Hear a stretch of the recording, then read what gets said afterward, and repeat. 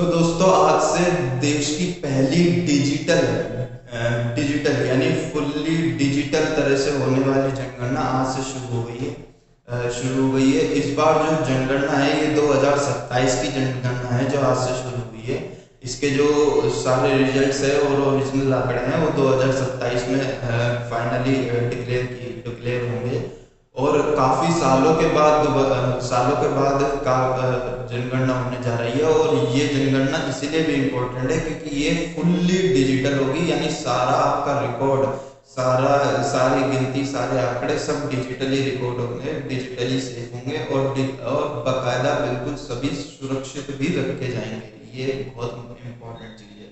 और इस बार ये जो आज से डिजिटल जनगणना चालू हो रही है, इसमें बहुत इम्पोर्टेंट बात यह है कि इसमें आप अपनी जानकारी खुद भर सकते हैं बाकायदा इस वेबसाइट पे जाके। इस वेबसाइट में हमें लॉगिन करना है और खुद अपनी डिटेल्स भर सकते हैं, जिनको भरने के बाद फिर हमारे जनगणना कर्मी जब हमारे घर पर जनगणना के लिए आएंगे तो सीधे वो वेरीफाइड करके जल्दी उनका काम खत्म हो जाएगा। लेकिन अब ये जो खुद भरने का काम है ये हम इस वेबसाइट के जरिए, वेबसाइट पे इस पोर्टल पे जाके कैसे कर सकते हैं, ये अगर जानना है तो वो उसके लिए आपको देखना पड़ेगा मेरा नेक्स्ट वीडियो।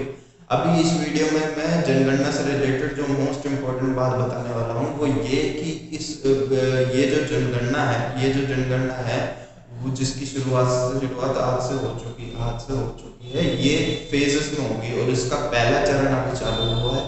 और इसके पहले चरण में जो जनगणना कर्मी आपसे जो सवाल पूछेगा, या जब आप इस वेबसाइट पे जाकर अपनी जानकारी स्वयं भरेंगे तो जो सवाल होंगे वो इन चीजों से रिलेटेड होंगे।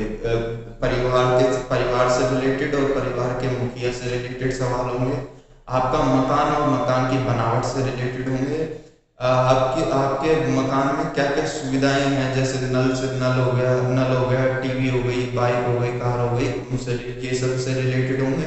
और इसके अलावा क्या टेक्निकल चीजें हैं आप लोगों के पास, जैसे एफएम रेडियो वगैरह, इंटरनेट, ये सब इन सबसे रिलेटेड जानकारियां और इन सबसे रिलेटेड 31 यानी कि 31 सवाल आप लोगों से पूछे जाएंगे। एक बात मोस्ट इम्पोर्टेंट हमें ध्यान रखनी है कि इस डिजिटल जनगणना के फर्स्ट फेज में कोई भी जनगणना कर्मी आपसे जो सवाल नहीं पूछेगा या नहीं पूछ सकता वो ये सवाल है कि आपको अपने कोई भी बैंक से रिलेटेड जानकारी, या अपने आपके खाते में कितना बैलेंस है, या आपका कोई भी पैन कार्ड, आधार कार्ड या ऐसा कोई भी इम्पोर्टेंट डॉक्यूमेंट उनको नहीं दिखाना है। बैंक से रिलेटेड कोई जानकारी, अपना कोई ओटीपी वगैरह कुछ शेयर नहीं करना है उनको, और वो पूछेंगे भी नहीं, और पूछता है तो देना भी नहीं है। और इसके अलावा जो आपसे इस जनगणना के दौरान नहीं पूछी जाएगी वो इम्पोर्टेंट बात है कि आपकी सैलरी कितनी है, ये भी आपसे वो जनगणना कर्मी नहीं पूछ सकते। अगर कोई जनगणना कर्मी पूछता है तो फिर वो गलत है, बताने की कोई जरूरत नहीं है, अपना कोई डॉक्यूमेंट उनको दिखाने की कोई जरूरत आप लोगों को नहीं है। अब और इस बार की जो ये डिजिटल जनगणना है इसमें एक और बहुत ही दो चार बहुत इम्पोर्टेंट पॉइंट्स मेरे बहुत मजेदार खुद मुझको भी लगे, तो वो भी जानना बहुत जरूरी है कि इस डिजिटल जनगणना में जो कपल्स लिव इन में रह रहे हैं काफी सालों से अगर आप लिव इन में रह रहे हो तो उन ऐसे कपल्स को शादीशुदा ही इसमें गिना जाएगा। एज ए शादीशुदा कपल ही आप लोगों को इस डिजिटल जनगणना में गिना जाएगा। इसके अलावा यदि आपके मोबाइल में अगर एफएम रेडियो है तो आपके घर में रेडियो है ऐसा लिखा जाएगा जनगणना में। यानी अगर आपके मोबाइल में एफएम रेडियो है तो ये माना जाएगा कि आपके घर में रेडियो भी है।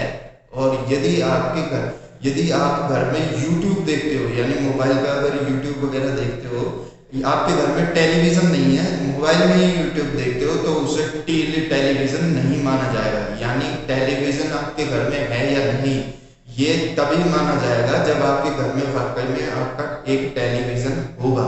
इसके अलावा अगर यदि आपके घर में नल है लेकिन उसके बावजूद भी आप बाहर से कैन का या बाहर से मिनरल वाटर वगैरह का बॉटल्स वगैरह रेगुलरली मंगाते हो, तो आपका बॉटल्ड वाटर भी उस जनगणना में नोट किया जाएगा, नल कनेक्शन नहीं लिखा जाएगा।